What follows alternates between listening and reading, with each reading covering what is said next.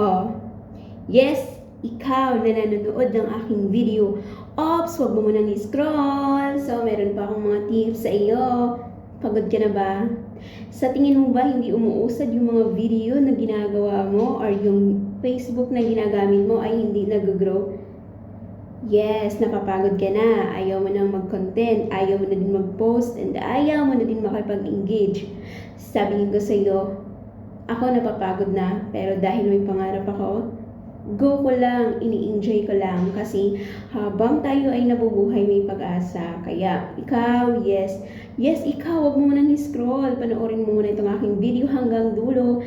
Kung napapagod ka na, pahinga ka lang. Bukas, laban ulit. Ending, huwag mong sukuan yung umpisahan mong pangarap. Okay? So, ini-encourage kita nga ipagpatuloy mo lang ang pagiging isang content creator kahit na minsan hindi natin alam kung ano ba yung content natin, pero mag-isip ka lang, humarap ka lang sa salamin, and then mag-isip ka ng mga bagay-bagay na makabuluhan at pwede mo yun i-content. Kagaya nitong ginagawa ko, o diba? Harap lang ako sa camera, okay?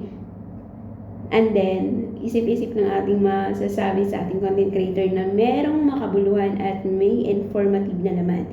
So, ini-encourage kita, ipagpatuloy mo lang ang pagiging isang content creator ha.